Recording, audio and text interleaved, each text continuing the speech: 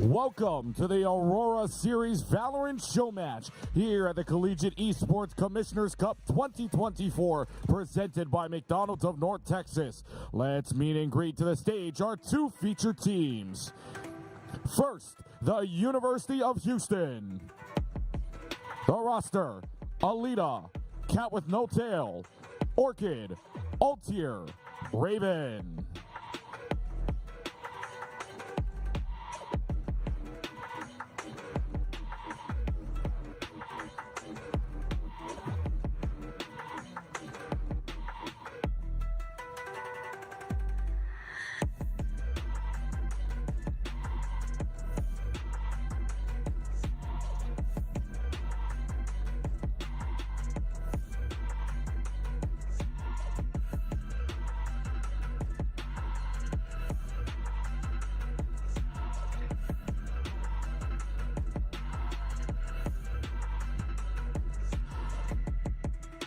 And introducing their opponents, the University of North Texas, Bab, Lilac, Akio, Jelly, Sage.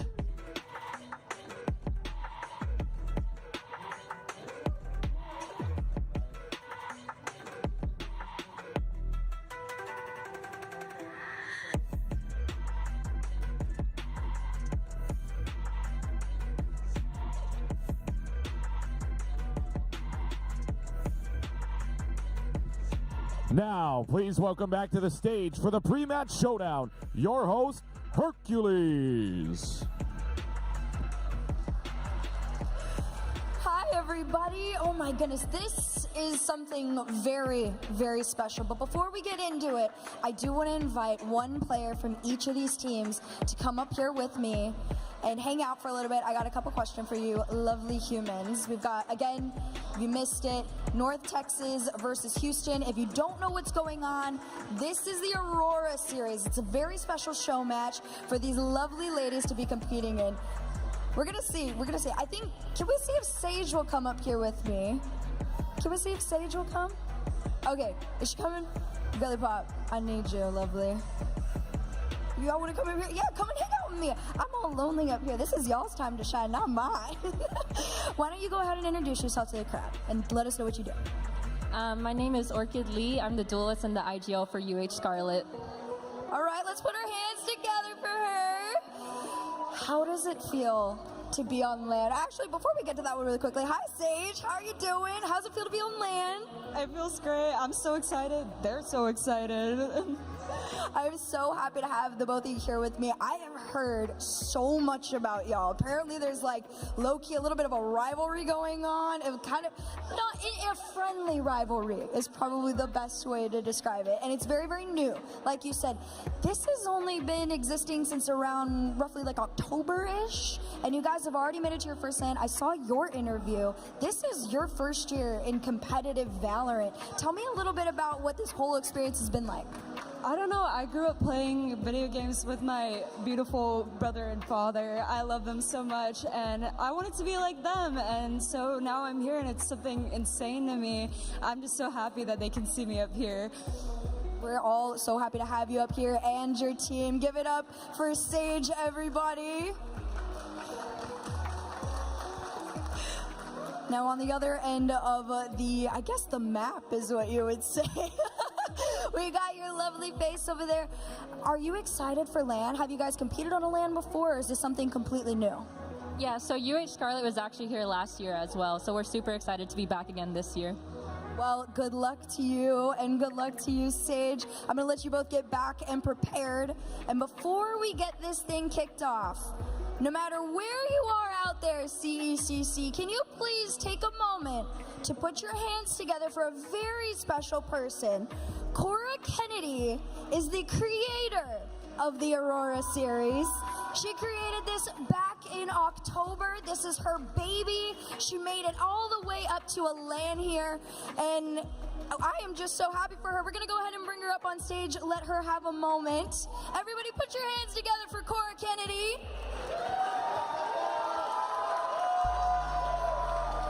Hi.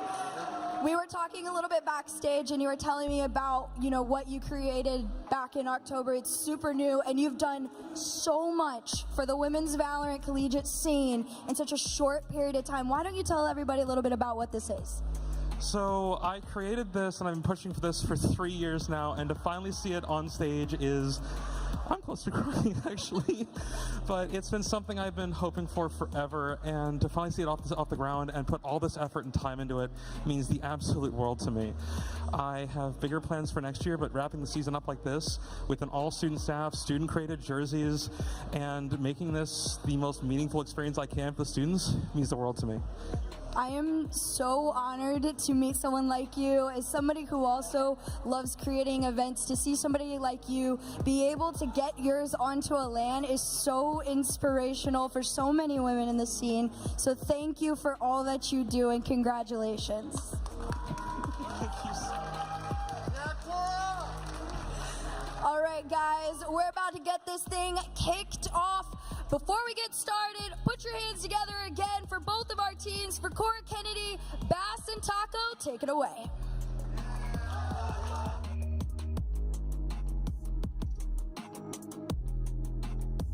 Can I be Danger Taco? Surprise, surprise. It's not Danger Taco and Bass, but Artie, if you want to be Danger Taco. Okay, cool. I can be They have Jeff great style, so I'm okay with Right? that, but I might need the tats. But regardless, my name is Obi. I am joined by the amazing Nerdy Bird. We have been your casters throughout the year, your hosts for Aurora series, and we are so privileged to be back here to bring you this show match. I mean, 3 qualifiers, 1 last chance qualifier, and then the new Dawn Championship conclusion, all in about the span of 7 months, like we said, spearheaded by Cora Kennedy and an amazing staff team backing in. I was also a broadcast coordinator as well as a caster for it, so it was such a passion project to put together and make possible, and just a privilege to be able to bring out both of these teams. Nerdy, how are you feeling? You've been here since the start as well, since First Light. I don't know if you actually are aware, but my ability to pee at First Light was a bit of a oopsie accident. Like, Cora mentioned that she got the green light for this, and I was like, I'm supposed to be in Ohio. And then stuff happened, and I hit Cora up at the beginning of January. I was like, hey, so that Ohio stuff, don't think I can go. Is that spot still open? Can I come work? I fell in love with doing the project with Cora, fell in love with working with you.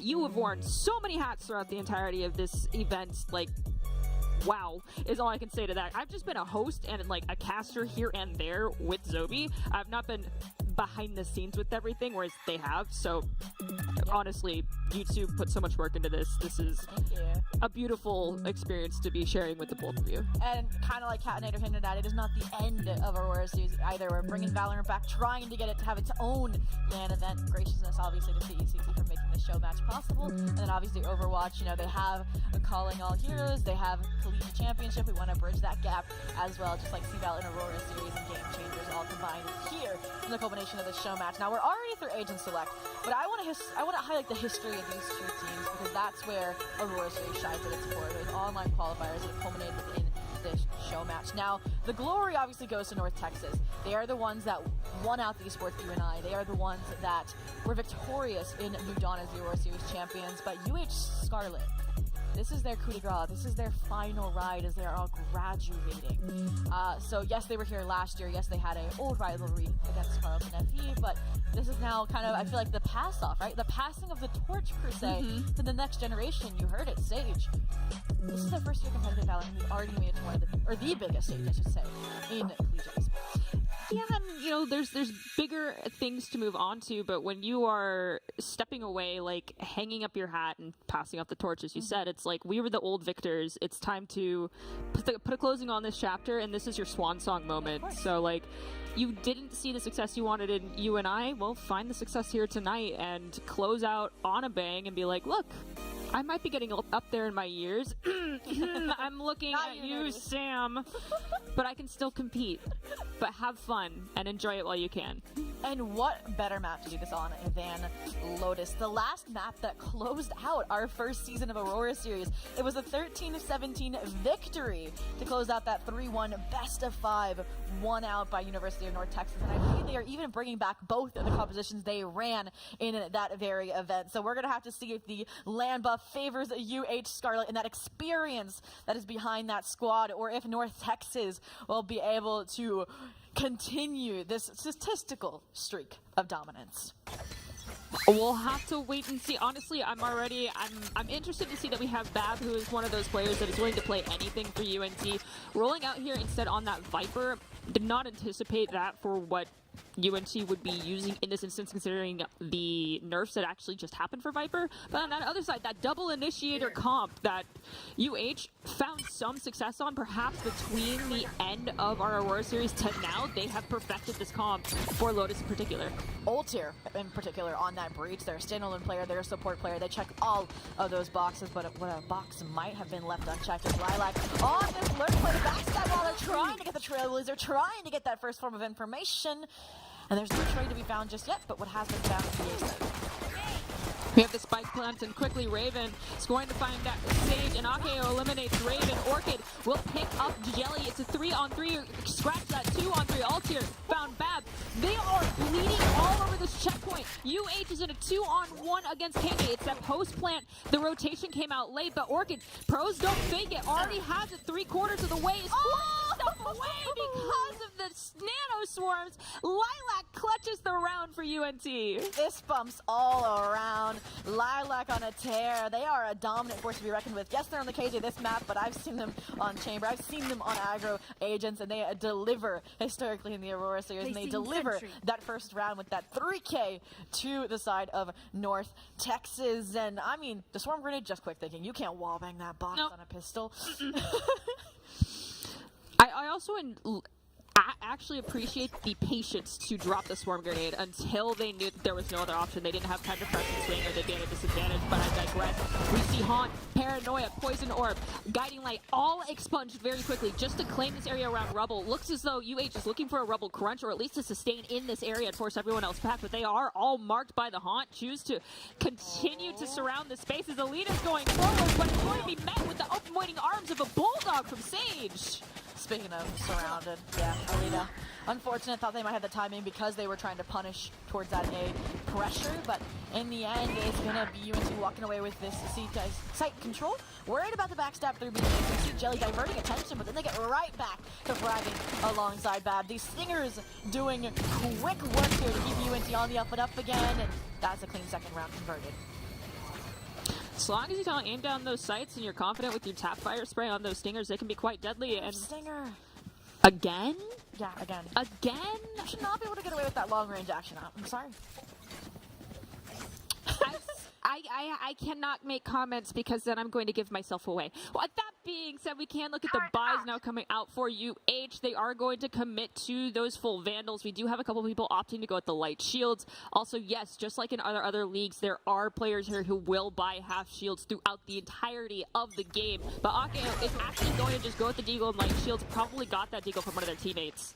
That handoff coming out of that semi-flawless second round means they have a chance to put a third up there, and they can kind of see this standard A main space getting claimed by UH Scarlet. Information passed along, so you know to anchor towards the C site, which is exactly where this Fade utility will give early indications over. I mean, last time you went to that site, there was nobody home, essentially, for UH Scarlet, so why not try it again? Unfortunately, though, a stronghold developed here. Raven probably going to pop the Paranoia as soon as the sound cue is live. That's KJ utility, the backstab, all of the stars align here, and it is insane, perfection from UH Scarlet so far.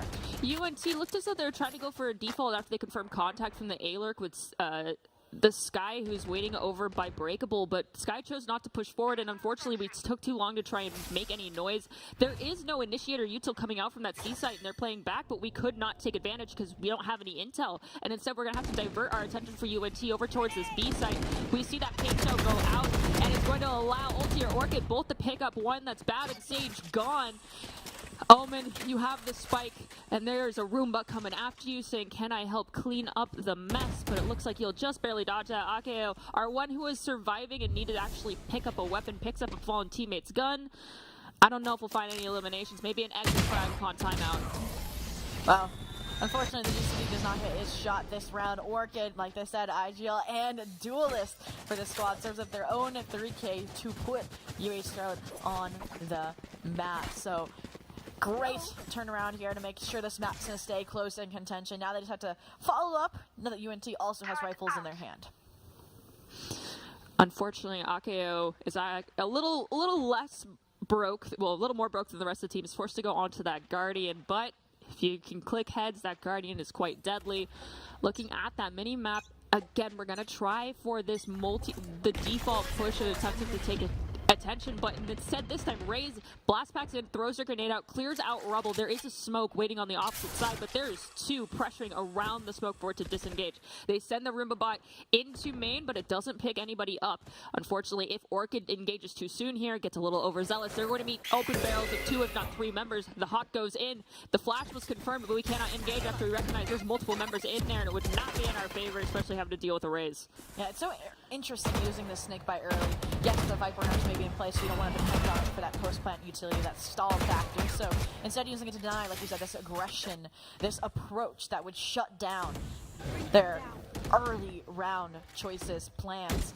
And even so, they're still holding this line of scrimmage forward on the side of UH Scarlet, forcing exploration towards opposite sites. They think the alarm bot's out of favor, but Raven, lurking around the corner, gets the backstab and is now saying, I am here. So Akeo Jelly, second thoughts about following through on this site. The KJ utility being inactive was just a red herring that has now kind of let up, and they're just full legging in into a fault line. Jelly gets punished off that fault line because Ultier picking up 2, Alita finding 1. Akeo will pick up Raven, but it is once again Akeo left standing, cannot find that last elimination onto Ultier. Leads us to 2-2 UNT. One thing I want to point out is that UNT is trying to go for these defaults and then get a little util, soft engage onto a site that is willing to disengage and go somewhere else. But it's the key that they're missing here, which is they are mimicking something we've seen UH Scarlet pull on Lotus attack multiple times. It is the after we round the corner towards the site that we're going to try and execute on after the initial default has happened, the fast-paced engagement, and then the option is still presented to disengage one more time very fast. Yeah, Ultier, I said it before, I put them on this pedestal and they delivered. Raven can't hold on to the site long enough. They send out that fault line and it completely shuts down that exec, that momentum that we clearly saw Jelly trying to build. Spigot of momentum, early aggression towards a mound here. They're going to be rewarded with some chip damage for Raven for UH Scarlet, and they fall back unscathed here. Second layer of protection coming in. The KJ utility still there. Paranoia to try and distract, but Orchid is caught by surprise on his B pivot. And now Cat with no tail, left run with their tail between the legs here, away from a rocket, away from Jelly, and it is just chaos as this B-side is consumed by North Texas. I think Akeo's Paranoia might have landed on their own teammate, but that is okay. They did not get punished. We do have this Rolling Thunder from UH to allow for a retake, and as I'm speaking about it, it is hit. We lose Lilac on the engagement from Raven. Overgrowth being used from Cat with no tail. Point Flash is also going to be exposed. Bad falls. Everyone is over here near breakable, but Ultier Raven finding 1. Now it's just Sage open back into a corner. Never mind, it's just Sage, and unfortunately a long-range fight when you have that Stinger and someone else has a Vandal, you're gonna lose.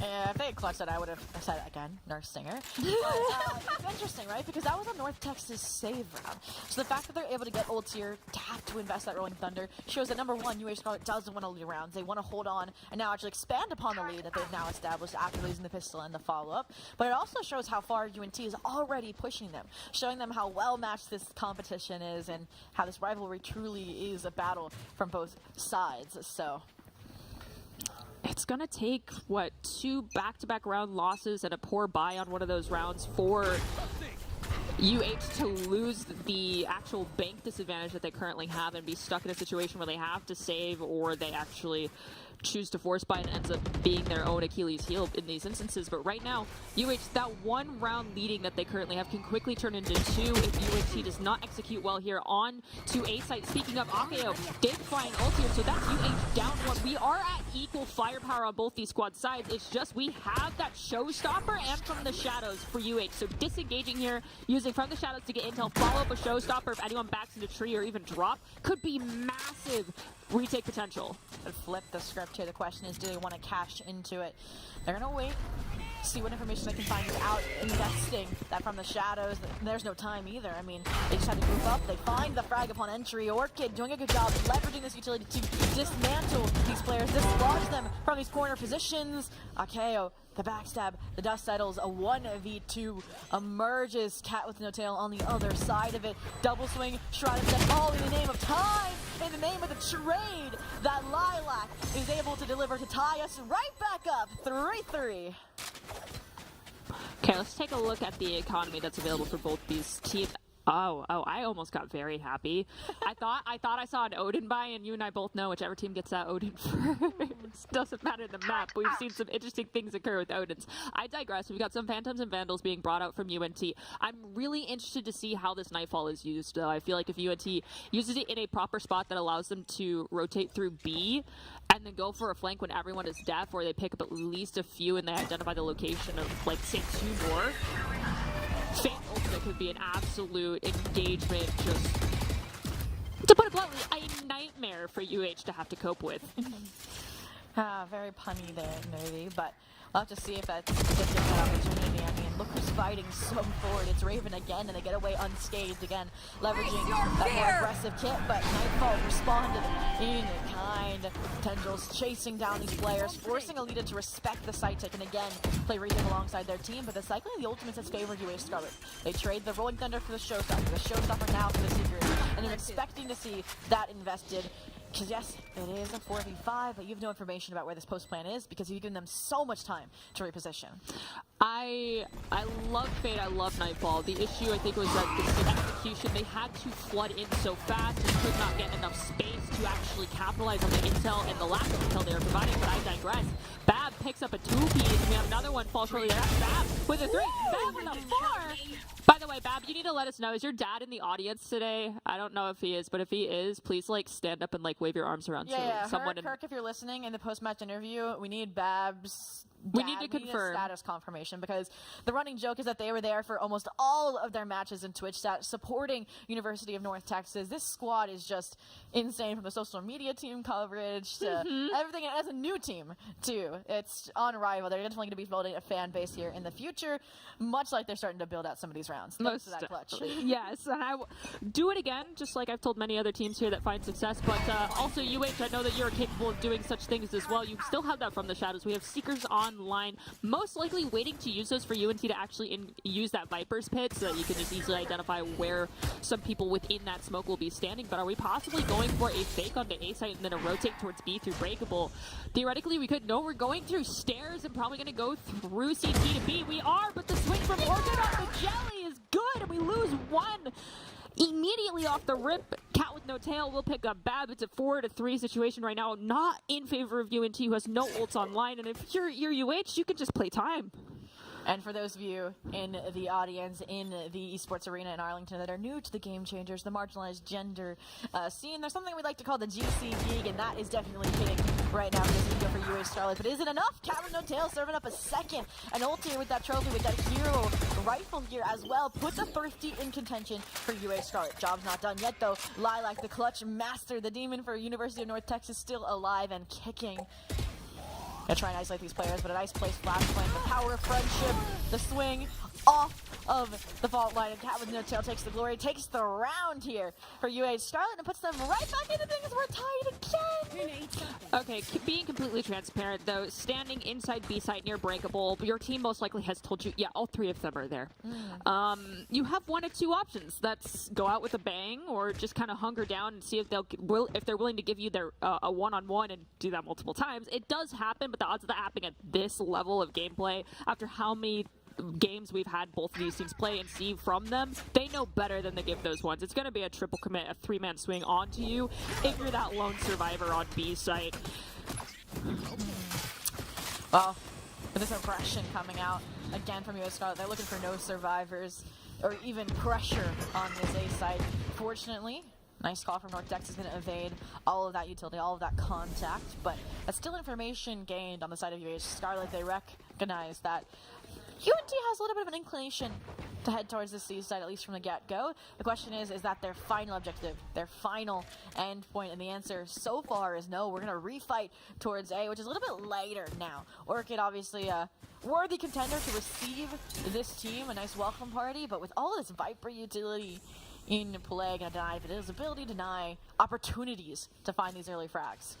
One thing also to mention is we have heard Sky for UH use the Trailblazer early multiple times, and so it's either UH is undeterred by the idea of not having the information for a retake because they just have so much faith in their ability to hold these angles. Result here finds not one but two, might get a third. Hopefully no one swings into a 1v1, and as I'm saying, that Lilac will find Orchid, Raven finds Lilac, Sage will pick up Raven, so multiple trades, but it does leave UNT at a disadvantage. Seeker's still available. We know both of them are still here.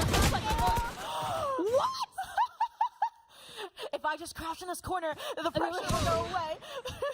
No one's here. No one's here. I am safe. But they still have to do a 1v2 with only Seagull, and they cannot find Cat with no tail, so UH Scarlet again taking control back over on those reins, and the lead alongside it, just very well navigated. And I mean, it was just such different energies, right? You had the confident swings of Voltaire to cut off that execute. You had Raven as well with the confidence to trade out Alita, who was also trying to take these frags, and then add some hero play sprinkled in during the eco round for UNT, and you got a really close in contention just outcome with that 1v2 unfolding as it did. So UH Charlotte up one here. A lot of ultimate circles for both squads as we get back to Rifles on Rifles. The difference here, the adjustment, is UH Charlotte has 3 members on the C site. One way is currently up. Do you commit to an attempt to push for Mound? Also, note that we have our KJ from UNT inside B site towards rotating door here, possibly to pull attention, but if you open the door at the wrong time, you could come face to face with not one, but 2 members from from Houston, but they've all rotated. They're going back through their spawn, heading towards that A site. Yeah, predicted perfectly. We also have the Viper ultimate. That Viper spit is online. Just double fake? It's just barely enough on site that you could theoretically fake out the other team into assuming you're looking to stay here. Even Bab is identifying that, you know, I gotta lurk in and out of this so I don't get caught out at the worst possible second. But look at Raven. Raven is already suspecting something is up. They're like, something don't smell right. I see open smokes on C side. This is the C side hit. We have the showstopper come in after the boombot goes through and clears. Raven's going to be choosing to disengage and actually use the enemy dark cover to get out alive and keep their location fully hidden, which is very smart, waiting for everyone else to come back, because it's a 5v5 retake with Rolling Thunder, with the angry cabbages coming forward as well. After all that utility, all the mind games, it still ends in a 5v5 where these invested ultimates are going to be the name of the game. Already, here it is. Nightfall trading for Rolling Thunder. Which ultimate will come out on top? All the frags, the kill feed lighting up red says University of North Texas, but Raven is sticking it here. It's already got to happen. It's not playing from down, so that requires this forward pressure now. Sage, Jelly pushing in. Ultier with a frag off of the aftershock, but it's still not enough. Sage, masterful calling to outwit, outplay, and double fake their way into a C site and a post-plant victory. So I understand, you know, Rolling Thunder, it is a concussive ability. You get some semblance of what is tinnitus in your ears. You get the ringing. But I think Nightfall gives a little bit more information over to, obviously, the aggressor in that situation. Because not only do you feel like you're going crazy when you are on the receiving end of it, but everybody on the enemy team, if you're Mark, knows where you're at. Whereas Rolling Thunder, you're displaced, and they may or may not find you. Well, job's not over yet. Like we said, tooth and nail back and forth here. Tied again at 5. We're just going to tie every single number under the sun at this point. But UH Scarlet did come out on top in terms of the ult economy game, albeit they lost the round. And that does mean that Lockdown's a retake option. They've had some decent reads on where exactly the pivots have been, or like you said, that 5th sense, Spidey sense from Raven to keep a player towards C, so they can get a similar read and maintain a similar numbers advantage, or I guess equality, like last round. Then You might want to lean into that here again for a similar type of situation, but this time, more of a straightforward A-side lean, no mind games off the Viper's pit, but there still is that Lilac pick. Of course, you're going to kind of post up your KJ to lock down those 2 lanes of the of B or whichever site you don't want to commit to, and the other site you don't want to commit to make it harder for someone to actually be allowed to go on a flank. We'll anticipate the same thing coming from UH. But now we have spread ourselves very thin. We are going to go into a 2-on-2 commit, but it's a 1-on-2. If anyone swings out a C site, if it's Raven into Lilac, I mean, let's be honest, Raven is on point with those headshots, so that's going to need support, because if Raven does not find an initial, like, 2-shot kill, she will disengage and then re-engage with her KJ in tow, knowing it's a 1-on-2. So instead, we see that, we hear the rotating door go off, and it is a heavy commitment into C-side. Double blast back into the back of sight. Does not work out for Jelly. They are met by Raven. Akio picks up Raven thereafter, and the plant is going down with Akio currently. And there's the response lockdown. It's time. Give yourself to the 6-second mark, and then you've got to get out if you're UNT. I mean, Ravens with the perfect counter to Jelly in that entry, but UNT not unsupported. They have their teammates to fall back on. Akeo opens up the site, puts us in this 4v4 retake where, like you mentioned, if you don't respect the timer, you're going to come away detained like 2 players from North Texas, and that is the perfect green light go for UA Scarlet. Get on that spike. Unfortunately, not all the members were detained, and it's not planted for Mount other than the spray down, so literally less than a second away, they get back on the spike after it's been had, and Old Deer just going to stick it all the way through the exits of that new default plant coming to fruition. Yes, you get the safe passage, but don't walk away with the round because it's not for post-plant position. Honestly, what I'm wanting to see here from UNT, like, they have the execution onto C-side. I understand that it's a little more nerve-wracking to go for the old default spot in the corner that does give you line of sight from Mount. But if you wait a couple of seconds, yes, we lost our duelist, but you allow someone to push a little further into CT, ensure that Waterfall, at least to that corner, is cleared out. The opportunity to plant in that position where you can back off from Mound is existing. You just need to be a little bit more patient. UNT, they're trying to go for these exits very fast after they commit, and they're unrelenting in that tempo they currently have. But if they just need to give themselves time, and they could have perfect plant spots. For now, we actually see UH Scarlet positioned and seasoned to completely cancel out this B attempt to transfer the showstopper to tracing the head of Jelly alongside Cat with no tail. Completely shuts down any hope for this round. A 2v4, though, a crash from Lilac gives that glimmer, that light in the dark over as they take the C site and should take a plant, but this is what they learned. They realized you need to plant a little bit deeper, and because of that, Lilac, Akeo, they're pushing forward, pressuring deeper, because they don't want the same outcome as last round. I would prefer this rotation into CT and then go towards B at Waterfall, have some, and re-execute onto site to prevent people from being able to get in. We still have KJ Util as well available from our KJ we have in tow. Flash, we have the flash, the concuss go through. We're going to use the dark cover. Raven's traded out with Akeo. Lilac picks up Raven, but unfortunately for Lilac, Cat with no tail was in that smoke as well to help out their team. That is 2 left standing for UH. We're 7-5. This is extremely close. No, we're not going to see a 6-6 half, but we might see... I can math. Math? Yes. Math? We did not see a 6-6 half, but a 7-5 half I'll take. I mean, if you're US Scarlet, you'll definitely take it. Like I said, 13-7 was when this game ended last time, and you have secured that in the first half. You have gained that advantage, and it's just a statement and a half. I actually think it was a 7-5 the other way around, if I remember correctly, in the grand finals of New Dawn. So they've quite literally perfectly flipped the script in their favor. They're starting to rewrite history starting with this half, and now the one who has to respond, again, North Texas. Small mistakes here and there, mistakenly planting, obscuring your post plant. These are small mistakes that when fixed can make things a lot more competitive in an already really competitive match. I really think if UNT just played a little patient, we could have seen 6-6, but I digress. Lilac picks up Cat with no tail, but Orchid with the 2-piece thereafter, and Altier will find Sage. That's 4 people left standing for UH, and UNT is just down to their Raze and their Omen. I mean, try to get some exit frags here if you're UNT, but do it at the right moment. Perhaps you get 3 instead of just 1. So, North Texas, 1 at first pistol. not looking like they're going to be able to follow suit with the same outcome right now, especially with all this joint utility, joint swings.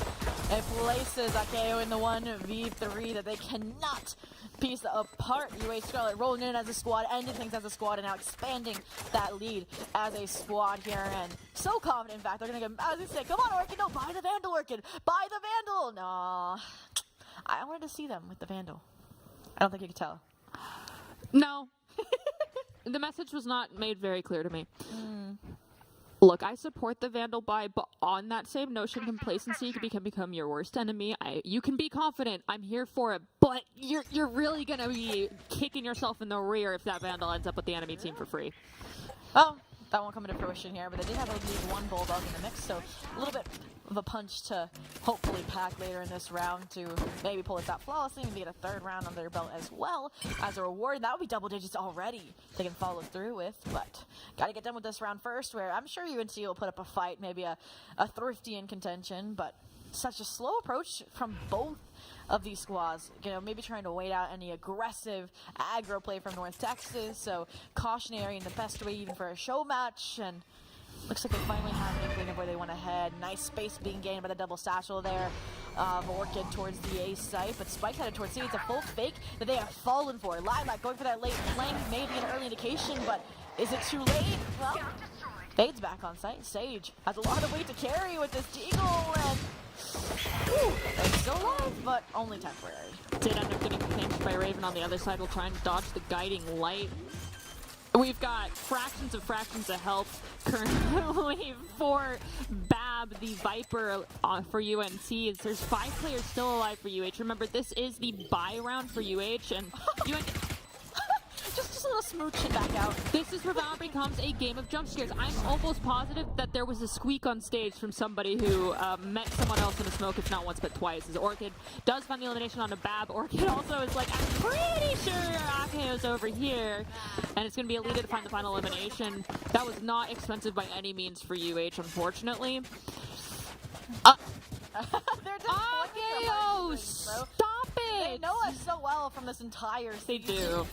But that round was as flawless as it can get. I mean, a team ace, every player contributed. It wasn't just one hero player delivering an ace, and it shows that, maybe the collegiate Queens are back in their domain, back in the esports arena on Arlington on that main stage, and they want to show the crowd and the community that they never left. I do want to point out that we've seen UNC be very successful on thrifty rounds in the past, though, so... Not wrong. That's not now, at least. No. They got their weapons. They got weapons at this point. It's just, even if you make this expensive for UH on their attack here, their banks are quite healthy. So you're at multiple times. So we have ult here. Go get the plant in standard. They're gonna weather the storm through the smoke, use that point flash to round the corner. There is Paranoia that attempted to lock onto Orchid, but Orchid, with Util caught out around the corner, finds themselves getting eliminated by Lilac, and Lilac goes forward, but Ultier is willing to go for the 2-on-1. That is Akeo. Lilac fallen. Jelly gone. Oh my goodness, yes, you're right. Rolling Thunder can't be used, but nope, we're just going to use that afterthought, try to deter them from going into Breakable, but Cat with no tail is fine. And Sage just has to run away with the save. 4 HP, no hope there. They're like, maybe we can carry the Vandal over, because again, this was a bye. This was a bonus win by UA Scarlet, and this is the second half in a row where Ulter has their ult online within the first 3 rounds. So again, hero plays out of this player. There's somebody you should be keeping an eye out for, whether it's standalone, whether it's on the support role like a Breach, and I mean, everybody's having fun here in the show match for Aurora series. Altier is someone I've said to keep an eye on for a very long time, but then the other player that has made no shade towards you, Raven, but I was curious as to where you were towards the beginning of Aurora, and then we finally got to see you, and now you are here performing just very similar to how you did against Carlton. So, players to look out for, but there's gifted players on both sides. We have the one-way once again over here by Mount, but look where the spike is. It is just Raven on this lurk near A site. Might meet KJ, but I don't know if our KJ is going to be willing to walk towards Rumble Lilac! That's the second time they've been on an island, but in a similar sinking ship is this player towards Pillar. There were 2 there at least, so you didn't end up alone, but they take one down with them here. Still a 4v2 as they collect themselves. They re-aggress towards this A site where yes, the rotations have come in, but Bab was only a marshal. Their vision obscured by his dark cover. They can't take any favored fights, and that boom butt, I feel like that's just insult to injury. Look, I'm all for wanting to take away space from the enemy team, but when you don't know where the enemy team is at yet, maybe let's not try to post ourselves up and try to lead on from first to second base too quickly in these instances and find ourselves to the open end of a barrel, as Alita will close out the round with another 2K. We still have Showstopper online, that Rolling Thunder available for UH Scarlet. We also have our own Showstopper for UNT. I think we did have a Showstopper used that got a 2K earlier, right? Is that the max we've seen? I think so, yeah. So we want to see some more impact from some of these high-ticket ultimates, albeit, like I said, the cycling has been so effective for UH Scarlet, or was last half on those reticks, so the issue now becomes is that because they haven't been that successful in the outright start of the round, or the half, I should say, UNT doesn't have that same luxury to fall back on. I mean, you only have your first Showstopper online. Whereas this squad has a Rolling Thunder and a Showstopper. So if the first fails, double down, try again. And when you're already about to sit on map and series point, then no better time than now. Well, it was talked about by you and Sam earlier, as well as the analyst desk. So I guess me and everyone on desk earlier, it's important to still allow yourself to facilitate these duelists, to get them the opportunity to get in. What I'm seeing though is as we're attempting to do this, we're not swinging in after we use that util as our duelist is then claiming a little bit more space. Instead we're like, goodbye, Orchid. And so Orchid is unable to find success because they're the only one taking attention. So instead of our initiator starts following up immediately as Orchid starts that first blast back onto site, and then we swing in as the initiator to lock down the other angle, perhaps we'll actually successfully get two in. We'll have to wait and see as we're trying to get some audio attention taken away using the swinging door. We heard Breakable go down. It was Sage who actually broke it open, but we'll get away from those paint grenades. Akio had your Odin. Akio, please. I'm excited, but I'm saddened immediately having Orchid find Jelly, and we have a one-on-one swing, but it works out in Bab's favor. We still have that Rolling Thunder online. Here, this is the plant spot I was talking about. If you just take a little extra time to have someone else posted with you, you can plant right there, A-OK. The pun was not intended, but I digress. This is Lilac, still over here by Waterfall. Has not been cleared up, but that's okay. The spike is in a spot where you don't need to go into CT or Waterfall. And they have Rolling Thunder lean back on as well. Yeah, Showstopper was taken out of the picture, but you still have these soldiers on site fighting to buy time. You still have Swarm Grenades, all with the sole purpose to buy as much. Oh, here it is. So Rolling Thunder invested. Nobody's going to escape its concussive ability, so time whittling away. Dark covers down. We just need Akio to get on the spike, but the aftershock could just seal the deal. Nobody get on except for Akio. It's gonna be close. And a second and a half about short of, but it's still gonna be a round going in favor of North Texas. And that round was just so chaotic to me on so many levels because there was the double fake out, the return to C site. You saw kind of North Texas respecting their elders, quote unquote, UH Scarlet. We saw the complete disengagement of Bab, of Lilac from that C site, expecting them to follow through on it because they had that aggressive Showstopper, that aggressive Rolling Thunder. And then they also disengaged and went back towards A. So it was just like, everybody respects everybody here in the World Series show match. And respect can only get you so far because UH Scarlet is still being started off a serious point. North Texas, though, first blooded. Please stop. The sad part is that these are habits that I know high-tier players are more than fine with having. It's not okay. Orchid goes down to the Showstopper, but dry swinging without information and without using util is like 8 times out of 10 gonna get you killed. And right now it is Raven getting those 8 kills. We actually saw that, I feel like, earlier on the CECC broadcast for our normal Valorant sector. A player consistently toying with aggression over on Sunset, getting out unscathed, getting those first blood time and time again, shutting down primary duelists. And this round, it wasn't your duelist, but it was your IGL and your main info initiator. So now they just have to blindly kind of dictate where they're going to rotate to, where they're going to heed this site execute from UH Scarlet, and all the audio cues that are revolving door mean that they are seasoned and ready for this Odin spam from Akio. Please, I beg if you find another kill with it, just make the massive gun purchase worth it. It's not as bad as an operator, but I still love it nonetheless. As Jelly will find ult here. Cow with no tail falls. Raven does find Akio. There goes the, what is it, 3.2k? Or is it? I don't know, but they're from the shadows. The snipers here, they're trying to deny it. It does not work. The triangle of death still allows for a plant for Raven to come through, but with them so close on that B side, how are they going to get away unscathed? How are they going to navigate this 1v3? The answer is that they cannot. 11-7 here now, assuming the defuse will follow suit, and North Texas again showing the fortitude they have built up in only a year as a squad getting. Or even a season. It's not even been a year. It's been like 7 months, 8 months. They're all grown up. They grow up so fast. You're adopting your children, Bab's dad. We're gonna teach them about Valorant. video games. Okay, so we've gotten to the Showstopper online for UH Scarlet. We have those Seekers available. We also have Lockdown for UNT as well as from the Shadows. So theoretically, I think this Lockdown is almost nullified by that Showstopper. So it's kind of a game of cat and mouse. Like, who's willing to dedicate the ultimate first to allow the other one to then use theirs? I really think if you are the KJ, though, you want to try to find a sort of situation where either Raze is dead or they've already used Showstopper so that you can guarantee a safe plant and an execution of the lockdown. So again, this respectful approach from both sides, not wanting to test their luck as we advance towards the later rounds of this matchup. 11-7, one slip, and you could be tumbling all the way down the mountain and I'd say home, but at least towards a loss in this series. Anyway, Scarlet, though, again, we've seen this Showstopper, I think, for 3 or 4 rounds and has not been cashed in upon. And they are not going to lose out on that opportunity again, but a great counter to buy time. Paranoia out! They don't send it flying on the Sage, and because of that, they can outright shut down this AXQ again. All this usually used to pacify, not to re-aggress for UA Scarlet, and that is red flags.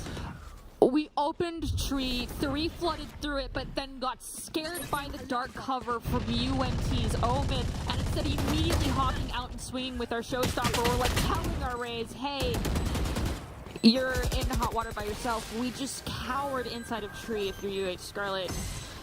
The attempt to pull attention onto that A site to allow for B site to just get fully locked down does not work out when 3 of you die inside of tree.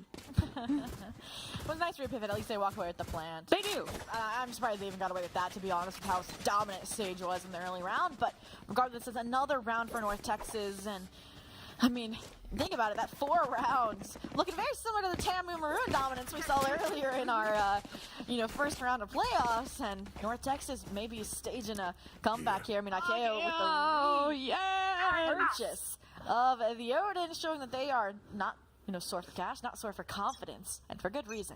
The one thing I will say, though, is Bab is a little broke, as is Akeo for UH, so either way, oh yeah, the snake bites do cost more money now.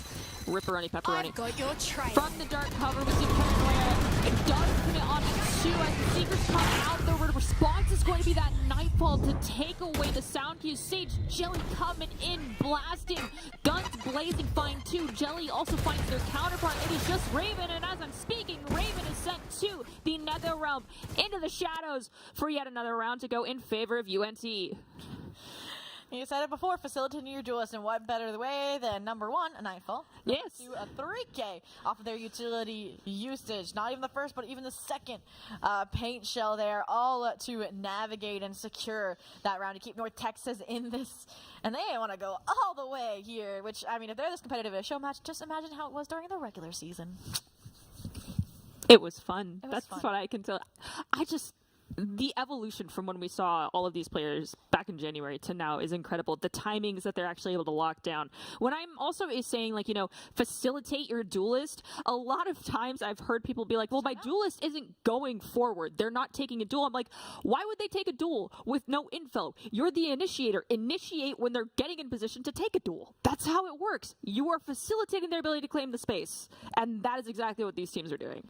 And speaking of what these teams are doing, I believe this is a 9-11 time out, actually. You saw the coach for UA Scarlet stepping in to give a little bit of insight. You see the discussion, the gears turning, because we said it, 3 rounds, almost I think 4 now, in a row that they've denied that shift in momentum, that close out, that series point, which isn't even you getting across the finish line, it's just getting one step over the finish line. And they have fallen short here. And again, I know these players have the mechanics, the ability to back up that confidence, to go for a more direct side hit. Minus last round, which was just a complete shut out of that attempt. Yes. But they've been showing previously with those defaults too much respect to North Texas. And I need to see that change. And maybe we are going to see that with a more decisive execute here. But number 1, you've been spam coming from Waterfall. Number 2, it's interesting that the duelist is also here for North Texas. So again, calling to something that they aren't too keen on and wanted it to be pretty early on, which is where this lurk has been happening time and time again for the kill trade. Raven's going to place the dart cover just outside of Rubble. There is nobody there, though. Also, Sage is choosing to back off after seeing the double utility commit with the dart cover and then using Trailblazer around the other side of Rubble. But we have 4 lurking in towards Mount, and no one is currently the wiser. Yeah, I needed to see that Sky towards him make some semblance of distraction, because for now, that's just a beacon towards the side that we are taking this site, and Bab not gonna lie down and accept that. Steals a frag, squeaks out with their life, maybe wait for their teammates before the reflood occurs, wait for that cycling of Viper utility alongside it. So the only issue here is that we do have both Killjoy ultimates online. So with Spike down, the plan at least will get secured. Question is, how do you whittle down this number to the he has the answer. Be confident. I said it before. I didn't mean in the post plan, but it works out. A, swing and swing first, and B, don't give up free 1v1s unless you are willing to take the 1v1. As we have Pascal going for the 2-player swing, but the issue is that there's a turret. Altier with yet another Rolling Thunder on the line. It's a 2-2 situation. We have lockdown committed as well by UH. But Akio, look at this. Look at this. Rolling Thunder has hit. The lockdown is through as well. Akio unfortunately explodes Alita with the 2-piece to close out the round. That is UH putting themselves at map point. But holy cow, Akio, pros don't fake. If you committed to that, I'm impressed. I think they did commit to it. I think the Rolling Thunder forced kind of shook him up a little bit. Yeah. And it came in just in clutch. I was questioning him, like, why are you setting the mini Rolling Thunder before the actual Rolling Thunder? That's not going to get them off the spike if they're sticking it. And then they correct, and they buy enough time for Alita to push forward in. And what's interesting there is if there was a dark cover, if there was something that came out from Akeo there, I don't think they would have been able to find the frag from Alita onto Akeo, and there was no way there was an angle for Alter to be able to get that frag either. So we either need to see a little bit faster of a retake from North Texas, or we needed to see that thoroughness of utility invested like a dark cover on the spikes to stick through when you know it's planted for Mound. But take it with a grain of salt. That was a timeout taken by UH Scarlet just to get that round on the board, and I believe it's been returned in kind with this longer pause with a UNT timeout. So let's see if they can also get momentum back in their favor. One thing I want to point out is that initially Raven had started to plant the spike, and it was in that secondary default spot, the one that doesn't give you good vision from Mound, but ended up dying with spike, and then Altier grabs it and puts it in the actual like OG default spot after Raven has passed away, and it's like Raven allowed for the trade to occur to make that zone safe, but unfortunately she had to sacrifice her character in that moment. I mean, number one, them getting the spike down meant that Rolling Thunder came online. And I think they also might have got a frag on the exit or that aggression towards Waterfall, which helped, but all of that came down to getting that round clutched out. Because without that Rolling Thunder, round would have been over. They disrespected the lockdown. They disrespected that Mound player, Alita, got that destroyed. And now we see that 12-9 North Texas in the hot seat here, but they have the ultimates to get it done. Showstopper locked, and I need to see that passiveness so they don't lose these essential tools early on. And again, they hold their cool, they don't scramble when there's all of this differing information coming through for UA Scarlet Jelly. Just gonna try and confirm, maybe some jiggle peek action here. Maybe some lucky shots through the dark cover, but again, UA Scarlet also not taking any early exchanges. No, but Sky is able to just sit here at Rubble, use util off cooldown to guarantee that they've got their own little safety space, and no one is taking it away. No one is punishing this lurk existing here by Rubble. We see the lockdown is going to be committed near C site, a little bit into B. perhaps the idea is to buy time for the team to engage with spot, but Orchid might be being used as a bait and switch, as they're the ones currently in the defender lockdown, and we saw this happen earlier. Teams that tried to swing onto those two ended up getting stuck in a trap. It was actually planned out, but UH will lose their Raze. Raze for UNT still has that showstopper. There it is, into the dark cover. Doesn't find anything, but Akeo with the Odin found Cat with no tail. Ultier goes down to Jelly, and we have Alita finding Akeo, so the trade did come through. Prowler is used, it's destroyed, but it tells you where they're standing as Raven walks through the dark cover, doesn't swing fast enough. 5 seconds left on the clock, and Raven gets eliminated by Sage. 12-10 double dudes for both squads, showing how close these rounds have been. I mean, okay, little throwback nerdy to that best of 5 that we were a part of, actually. And there was a 13-11 and a 14-12 on that scoreboard. So we know that these teams are close in skill level. And my cause for concern here is that North Texas is basically promised an 11th unless UH Scarlet ends this show match in a thrifty. So that last pivotal rifle round is going to determine if we get it overtime or not. Do you also want to know a little bit of a further insider joke? Oh no. Do I? During our grand finals for Aurora series, guess who wasn't present in our chat room? That's bad. You better be in the arena. We're calling upon that luck right now to get North Texas to that overtime. But like I said, this round should be in the bag. But if I remember North Texas, they get a thrifty here and there during Aurora series. So we'll see what they can pull out, especially because they still are coasting off of a timeout. So they've also already been at this land, so they're a little bit more comfortable than UNT. Who knows? Maybe UNT is already in the zone. They're fine being here. We saw some cute Twitter photos dropped by both teams as y'all were practicing. They want to get food afterwards at a place called Pooches, I think. Wait, where? I don't know, but they said they're going to like go together, both teams. So oh, send pictures, please. Yes, send pictures. Regardless, though, one of these teams is going to come out on top, and again, that's why we see this hesitation, this slower start from both teams. One's got to make a move, and it's going to be the attackers without the better weapons. And okay, no. I wanted to see a tree kill. I mean, Ake still hasn't moved, and they swung without recognizing. Clearly, it's so low. Ake finds the elimination, and the spike is on this side. Defenders have the advantage. Spike is there. It is just Breach standing on Altier. Falls Ake with the Odin spray. This makes my day so happy. I love Odin spray. I know it doesn't take as much aim as people think, but I love it.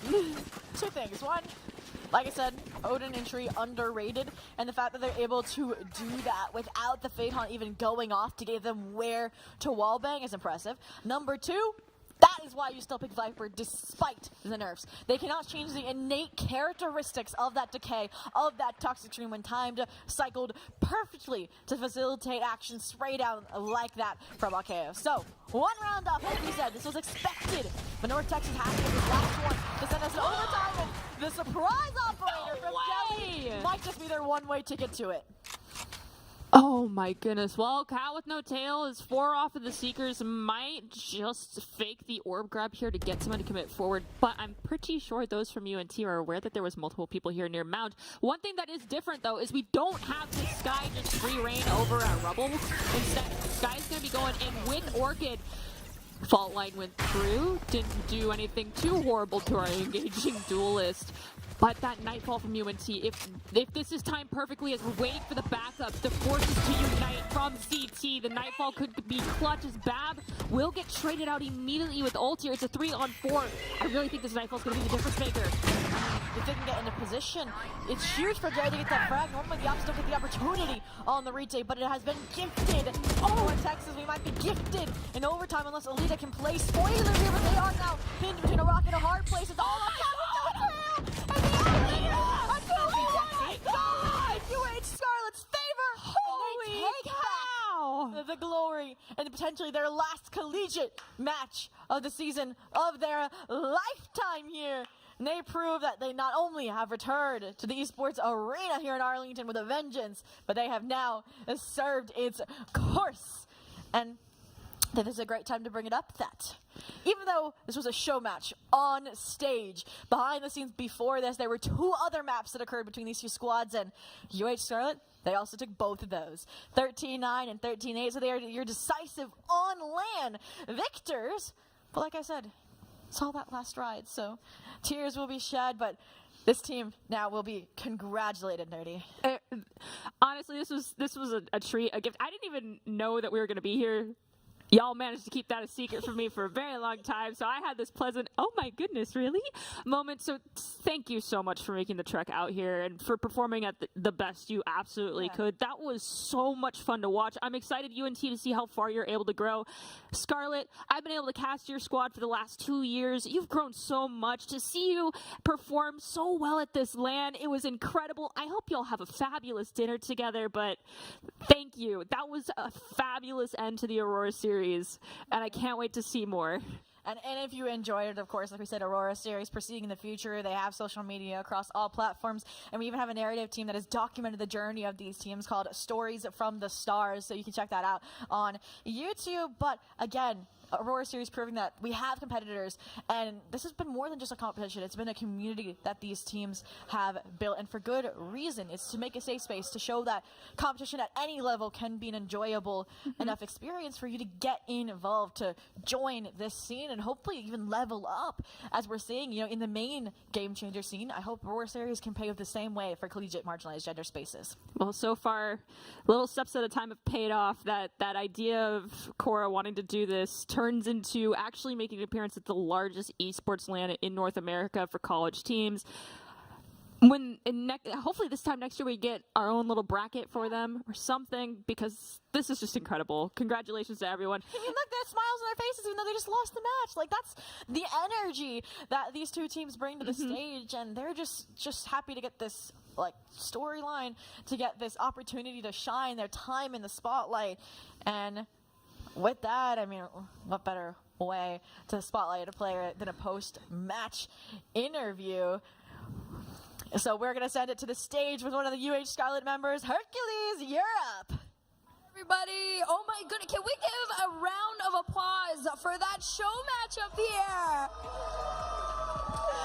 I am joined by Kat, and Kat, oh my goodness, that probably seemed closer than how it looked to a lot of us, and emotionally was probably a lot. It felt like there was an insane comeback on the rise, but those last two 1v1s, walk me through that and the emotions. It was pretty scary, but I knew I had to do something since I was fade ulted. I knew they could have tapped, and I knew if we wanted to win, I had to make a play, so I just went for it. Full ascend on it. Now, I know you two have played each other earlier today. How did that affect you guys coming up to here on LAN? Did you feel a little bit more prepared? Yeah, we played earlier, so it was a nice warm-up to see, like, what they were doing, how they were playing for, like, today's match, if they had made, like, any adjustments. But, yeah, we felt pretty prepared. So. Well, you looked prepared, and you guys all looked great as a whole. Congratulations, and congratulations on playing on LAN as well. The stage is yours if you'd like to give any shout-outs. Oh, my mom's here and my dad's here. Thank you for showing up. I love you. Congratulations again. Thank you so much for hanging out with me, love.